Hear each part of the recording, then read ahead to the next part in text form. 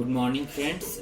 मैं उत्कर्ष तिवारी आप सबका स्वागत करता हूं अपने यूट्यूब चैनल पर। आज हम पढ़ने जा रहे हैं रीजनिंग, और रीजनिंग में हम पढ़ेंगे कोडिंग और डिकोडिंग। सबसे पहले आप सभी को हैप्पी दिवाली। आप सब के जीवन में खुशियां ही खुशियां छाए रहे हमेशा। इसमें हम पढ़ेंगे कोडिंग डिकोडिंग में। सबसे पहले हम अल्फ़ाबेट्स को लेते हैं। अल्फ़ाबेट जो है हमारा A to Z, जो कि 26 होते हैं। तो इनको हम दो ऑर्डर में बांटेंगे, एक ओरिजिनल ऑर्डर होगा और एक होगा रिवर्स ऑर्डर होगा। तो यहाँ पर जो हम नंबरिंग किए हैं A1, B2, B3, D4 इस तरह से बढ़ते जाएगा और Z 26 तक आएगा। तो ये है इसका अल्फ़ाबेट का ओरिजिनल ऑर्डर, यानी कि इस तरह से बढ़ता है। और जो हम ऊपर नंबरिंग किए हैं 1, Z1, Y2, X3 और इस तरह से ऐसे क्रम चलता जाएगा और A26 आए। ये है हमारा अल्फ़ाबेट का रिवर्स ऑर्डर। तो इसका कोडिंग और डिकोडिंग में बहुत ही अहम योगदान होता है, इसलिए हम इसके ऑर्डर को सबसे पहले समझ लिए।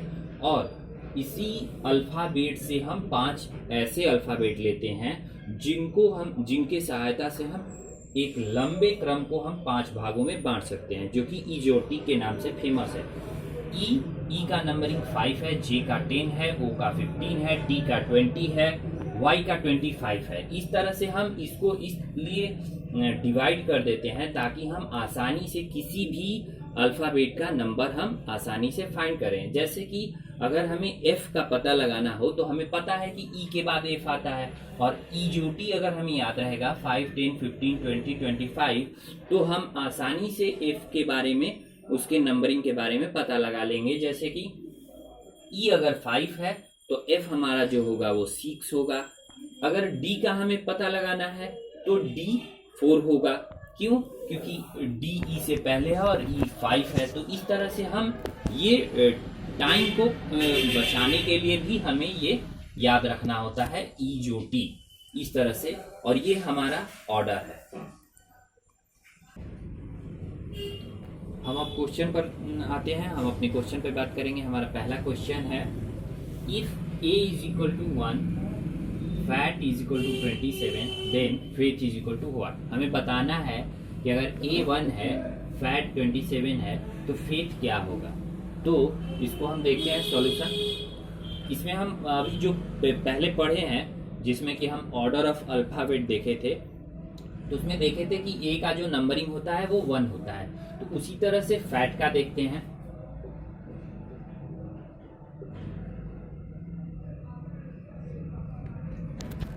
ईजोटी में देखे हैं कि ई 5 है, एफ जो होगा हमारा वो 6 होगा, ए जो होगा वो 1 होगा, टी जो होगा वो ईजोटी में टी का जो पोजीशन था वो 20 था। इस तरह से इनका जब हम प्लस करते हैं, इनका सम देखते हैं, तो 20 + 1 21 और +6 27। इस तरह से देखते हैं कि 27, यानी कि ये सेम प्रिंसिपल को फॉलो कर रहा है, यानी कि फैट जो है 27 है। तो ठीक इसी तरह से फेथ का हम फेथ के अल्फ़ाबेट का नंबरिंग करते हैं और उसका सम निकालते हैं। एफ, ए, आई, टी, एच। एफ का जो नंबरिंग है वो होगा 6, ए का जो होगा वो 1 होगा, आई का जो होगा वो 9 होगा, टी का जो होगा वो 20 होगा, एच का जो नंबरिंग होगा वो 8 होगा। इस तरह से हम प्लस करेंगे तो हमें क्या मिलता है, 6 1 7 9 7 16 16 8 24 24 + 20 44। इस तरह से हमारा आंसर है 44, और फेथ की जो वैल्यू होगी वो 44 होगी। ये हमारा आंसर है 44। अब हम नेक्स्ट क्वेश्चन पर आते हैं। नेक्स्ट क्वेश्चन हमारा दूसरा क्वेश्चन है, if a is equal to 2, m is equal to 26 and z is equal to 52, then bet is equal to what. bet हमें बताना है कि bet की वैल्यू जो होगी वो क्या होगी नंबर में। तो देखते हैं, देखते हैं a का वैल्यू 2 लिखा है। वैसे a का जो वैल्यू होता है अल्फ़ाबेट ऑर्डर में वो 1 होता है। तो देखते हैं, a इज इक्वल टू ए की जो वैल्यू है 1, इसमें मल्टीप्लाई किया गया है 2 से, तो हमें मिला है 2। उसी तरह से m को देखते हैं। m की जो वैल्यू होती है इजो टी, j की जो वैल्यू है वो 10 है, j के बाद k 11, l 12, m 13। तो इस तरह से m की जो वैल्यू होगी वो 13 होगी। इसमें भी हम 2 का मल्टीप्लाई करेंगे, तो इस तरह से हमें जो वैल्यू मिला वो है 26। नेक्स्ट है हमारा z। z की जो वैल्यू है भी y जो है, y का 25 है, y के आगे z आएगा, इस तरह से ये 26 हुआ। 26 में हम 2 का मल्टीप्लाई करेंगे क्योंकि पीछे भी करते आए हैं, तो इस तरह से हमारा जो वैल्यू होगा z का वो है 52। इसी तरह से सेम ऑर्डर को बेट भी फॉलो करेगा। तो देखते हैं बेट के बारे में। B E T, B का जो वैल्यू होगा वो 2 होगा और 2 में 2 से मल्टीप्लाई कर देंगे। E का जो वैल्यू होगा वो 5 होगा और इसमें हम 2 का मल्टीप्लाई कर देंगे। T की जो वैल्यू होगी वो 20 होगी और इसमें हम 2 का मल्टीप्लाई कर देंगे। 2 2 जा 4 प्लस 5 2 जा 10 प्लस 22 जा 40 और इस तरह से हमारा फाइनल आंसर होगा 40 प्लस 10 50, 50 प्लस 4 54। यह हमारा आंसर है 54, यानी कि जो बेट की वैल्यू होगी वो 54 होगी।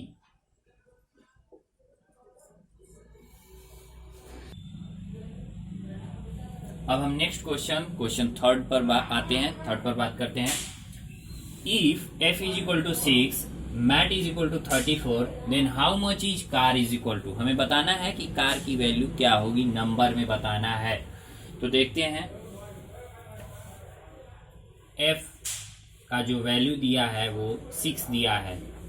ये अल्फा और बेटिकल ऑर्डर में सेम है, जैसे कि e का 5 होता है, f का 6 होगा ही, यानी कि इसमें ना कोई मल्टीप्लिकेशन किया गया है, ना डिवीजन किया गया है, ना ही एडिशन या ना सब्ट्रैक्शन किया गया है। तो ठीक उसी तरह से मैट को भी देखते हैं। M A T, M का जो न्यूमेरिकल वैल्यू होगा वो 13 होगा, A का जो न्यूमेरिकल वैल्यू होगा वो 1 होगा और T इजो T का 20 होता है। और इस तरह से हम इनका प्लस देखते हैं, प्लस करते हैं। 13 1 14, 14 प्लस 20 34, यानी कि इस तरह से हम मैट का जो न्यूमेरिकल वैल्यू का सम करते हैं तो हमारा आंसर आता है 34। इसी तरह से हमें सेम प्रोसेस को फॉलो करना होगा कार के लिए। तो हम लिखते हैं, सबसे पहले कार लिखेंगे CAR। C की जो न्यूमेरिकल वैल्यू होगी वो 3 होगी, A का जो न्यूमेरिकल वैल्यू होगा वो 1 होगा और R का जो न्यूमेरिकल वैल्यू होगा वो 18 होगा। इजो T O 15 हो गया, OPQR 16 17 18, इस तरह से ये 18 होगा। अब इसका हम प्लस करेंगे, 3 1 4 और 18 22। इस तरह से हमारा जो कार का वैल्यू होगा यानी कि आंसर जो होगा वो 22 होगा, 22। अब हम नेक्स्ट क्वेश्चन 4 पे बात करते हैं। हमारा क्वेश्चन 4 है, in a certain code language plate is written as 32876 and blend is written as 52694. How is dented written in that code language? हम देखते हैं कि हमें बताना है कि डेंटेड का कोड क्या होगा। ये क्वेश्चन जो है हमारा SSC CAPF ASI और दिल्ली पुलिस SI 2017 में पूछा जा चुका है। देखते हैं, इसके सॉल्यूशन पे बात करते हैं। प्लेट,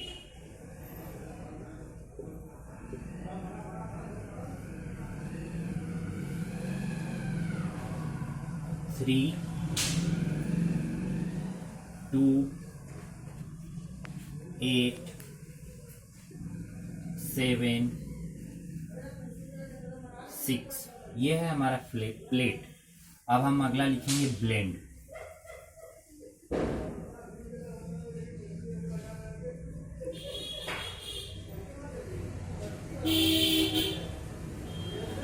5 2 6 9 4। अब हम अपना जिसको फाइंड करना है यानी कि डेंटेड उसको लिखते हैं DENTED,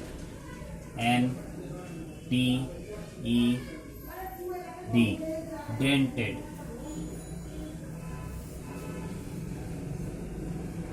हमें जो वैल्यू लेना है वो इन्हीं में से, इन दोनों वर्डों में से लेना है। तो हम D का वैल्यू जो देखते हैं वो है हमारा 4, E का जो वैल्यू है वो है हमारा 6, N का जो वैल्यू है वो हमारा है 9, T का जो वैल्यू है वो हमारा है 7, E का जो वैल्यू है वो हमारा है 6 और जो D का वैल्यू है वो है हमारा 4।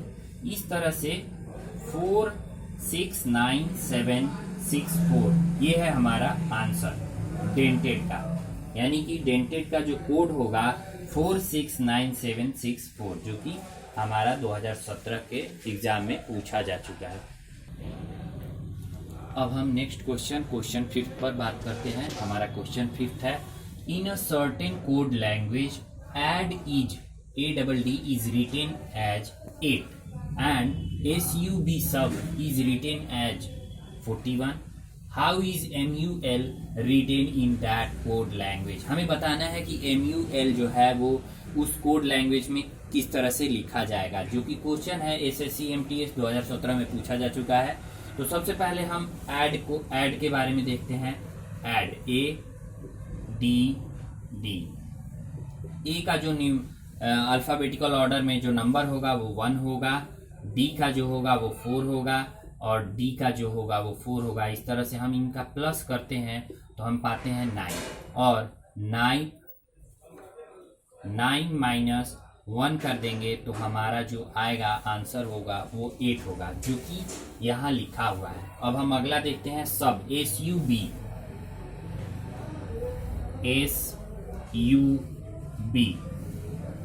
एस का देखते हैं इजोटी, ST, टी का वैल्यू जो होता है वो 20 होता है। तो इस तरह से एस का जो वैल्यू होगा एक पीछे है इसलिए वो 19 होगा। यू का जो वैल्यू है RSTU, T 20 है, U 21 और जो B का वैल्यू होगा वो होगा 2AB।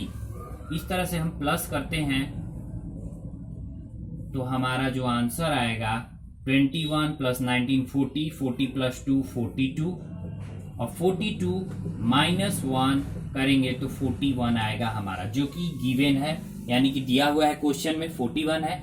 तो इस तरह से अब हम MUL के बारे में देखते हैं। MUL भी सेम कंडीशन को फॉलो करेगा। MUL भी ऐड और सब वाले कंडीशन को ही फॉलो करेगा। तो MUL को पहले लिख लेते हैं, MUL। M का जो वैल्यू होगा न्यूमेरिकल वो होगा 13, U का जो वैल्यू होगा, U यहाँ पर लिखा हुआ है, U का वैल्यू है 21, L का जो वैल्यू होगा, L जो है M के जस्ट पीछे आता है इसलिए इसका वैल्यू होगा 12। अब हम इनका प्लस करेंगे, सम करेंगे, तो सम करने पर क्या आता है देखते हैं। 13 और 12 जो होगा वो होगा 25 और 25 और 21 जब ऐड करेंगे तो हमारा होगा 46 और 46 माइनस 1 कर देंगे तो हमारा आंसर आएगा 45। इस तरह से हमारा जो आंसर होगा MUL का 45 होगा। Thank you friends. अब आप हमारे वीडियोस को लाइक करें, शेयर करें और सब्सक्राइब करें और बेल आइकन को प्रेस करें ताकि हमारे आने वाले वीडियोस आप सबको मिलते रहें। इसी के लिए इसके साथ ही धन्यवाद और आप सबको फिर से एक बार दिवाली की बहुत बहुत शुभकामनाएं।